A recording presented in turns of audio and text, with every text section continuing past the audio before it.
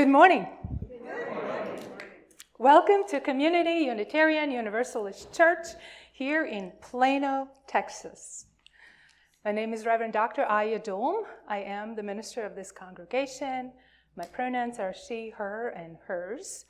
And I'm so glad to see you all joining us here in person or joining us online. I do know we have a few people that are always there, some that are occasionally there with us today at this same time.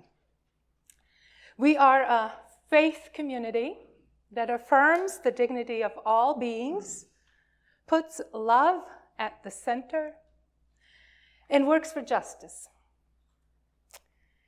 Together we work to create this community where we can find some respite from the craziness that is out there, to be able to remind each other and ourselves of what is really important and who do we want to be.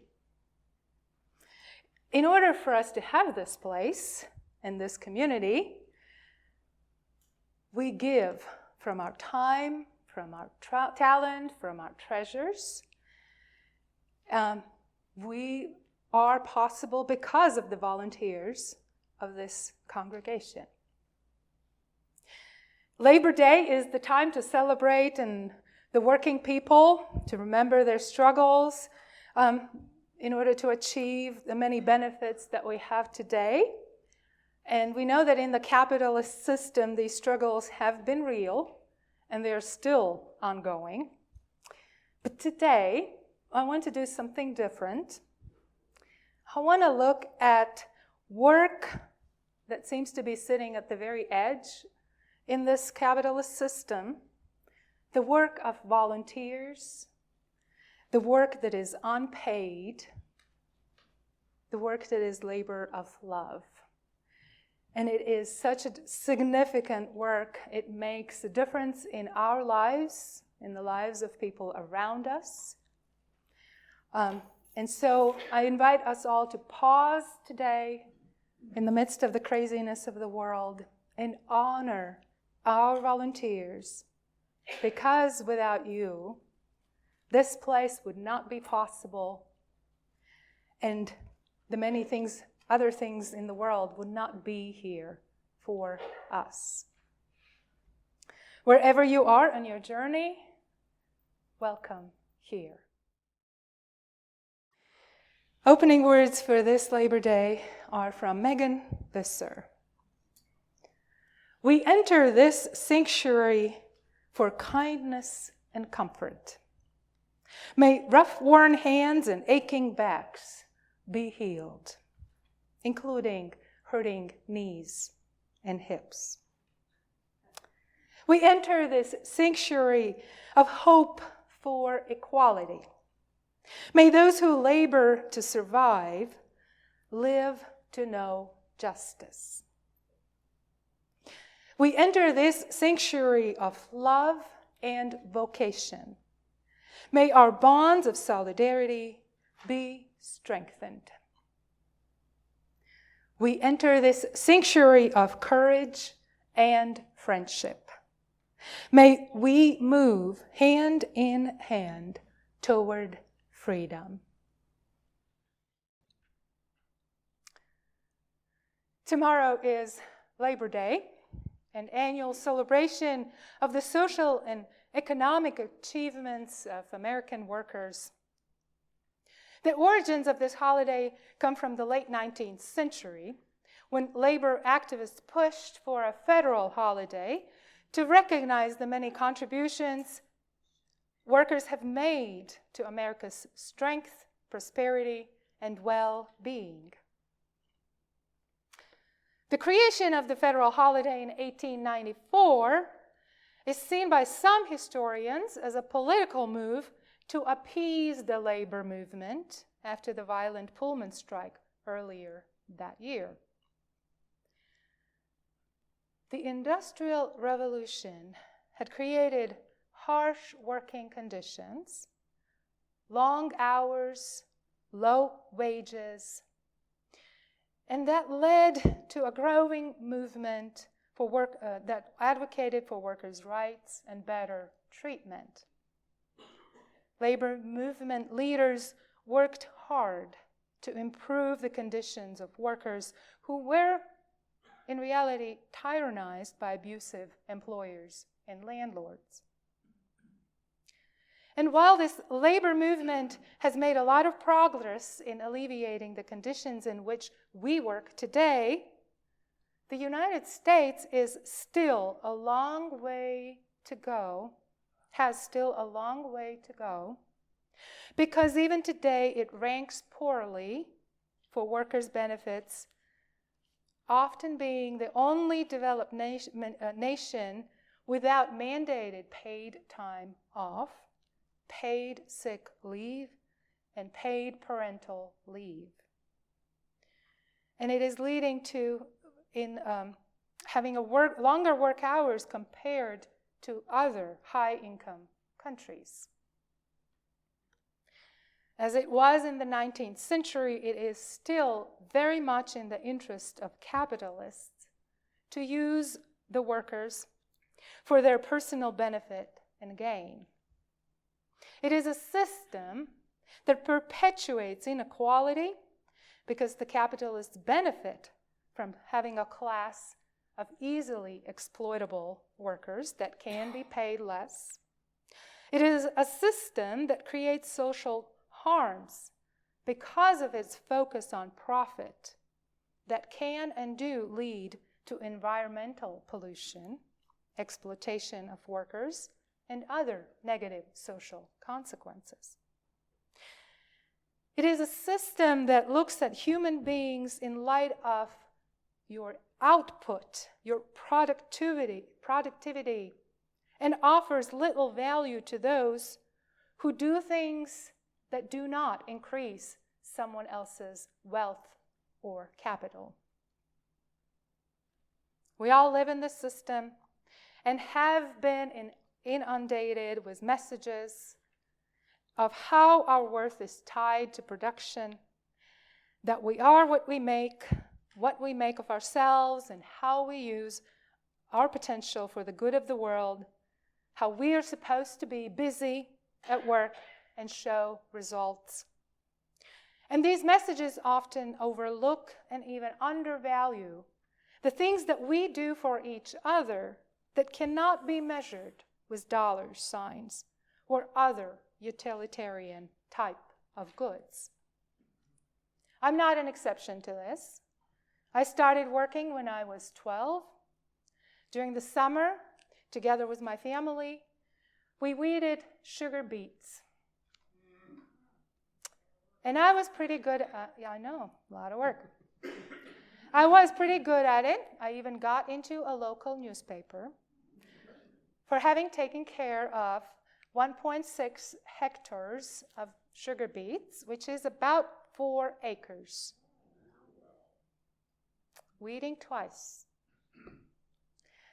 And I didn't get paid in cash. Instead, we received bags of sugar. Because in those days, sugar was rationed. A family of 4 was allowed to purchase 2 kilograms, or roughly 4 pounds of sugar a month.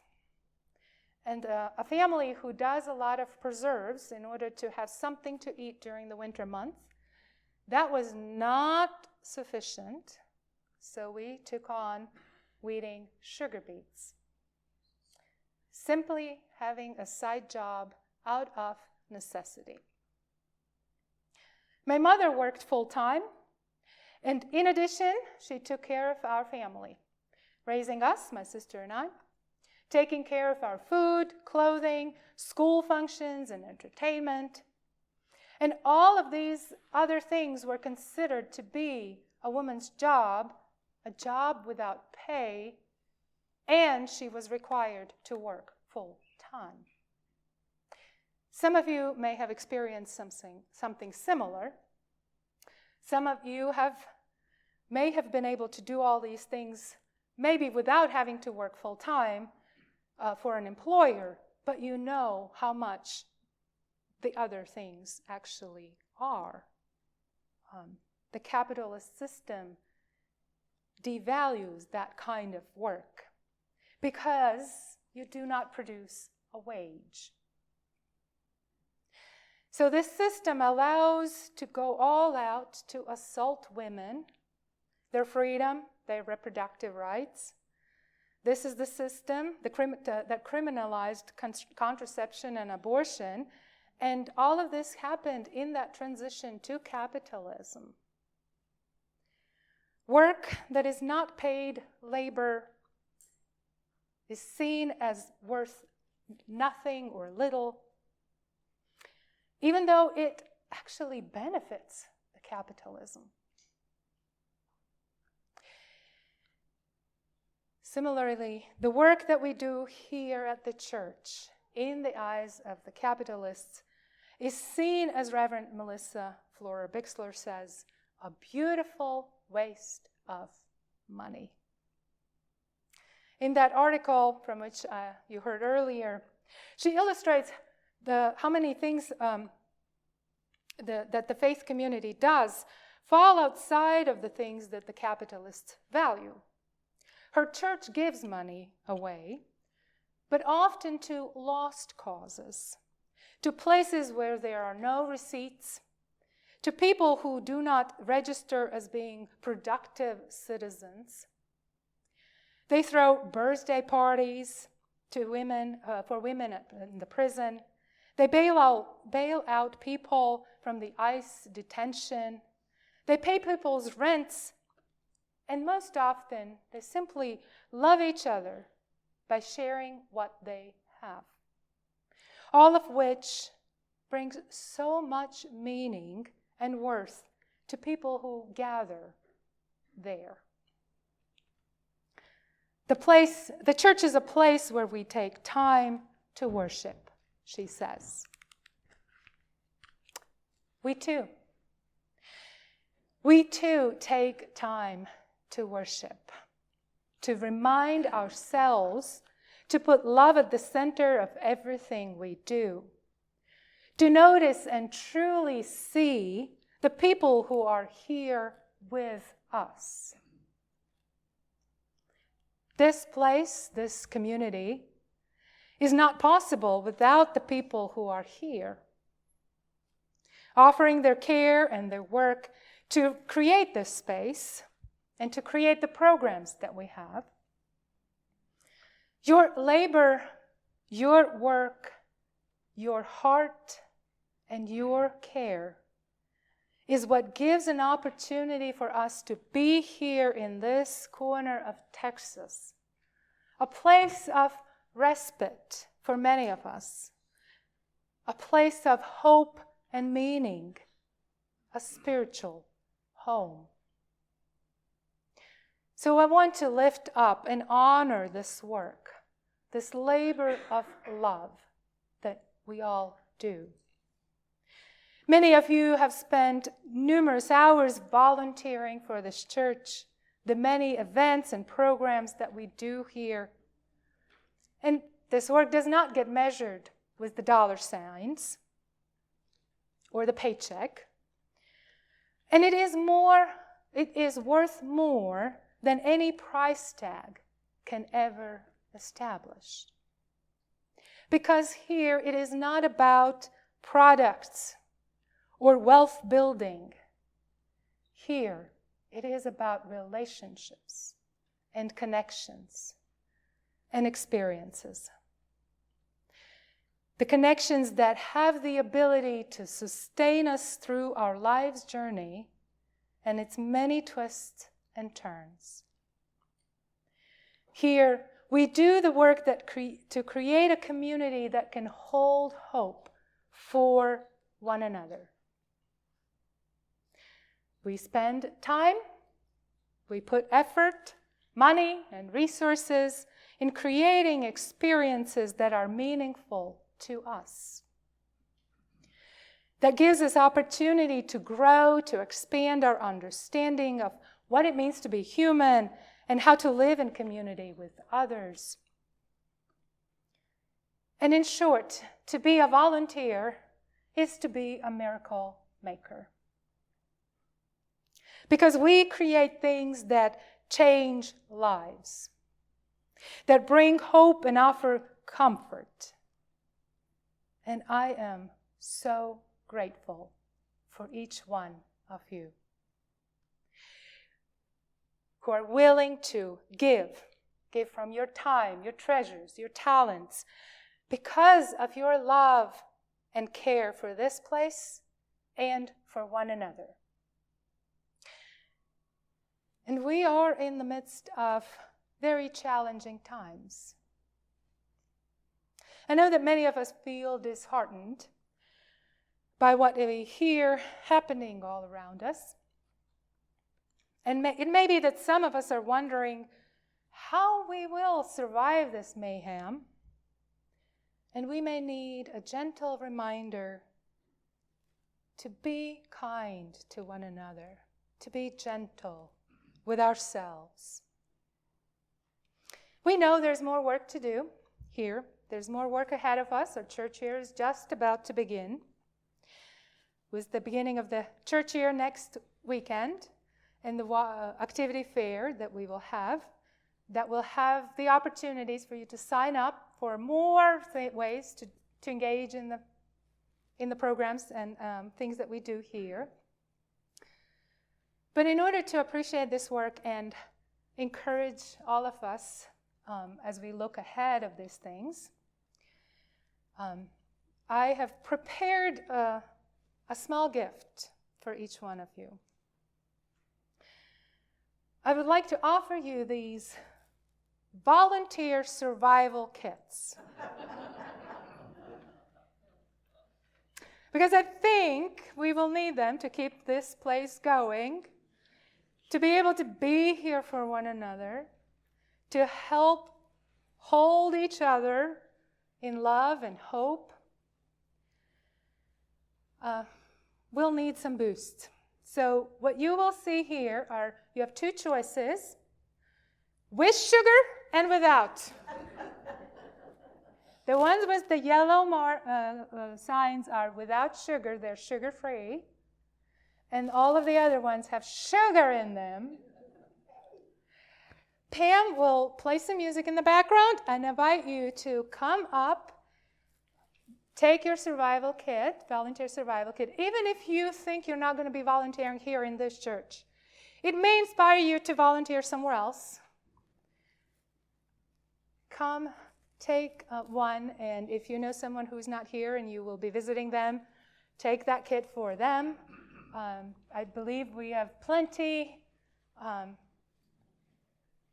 May you be inspired to continue to do this work of love.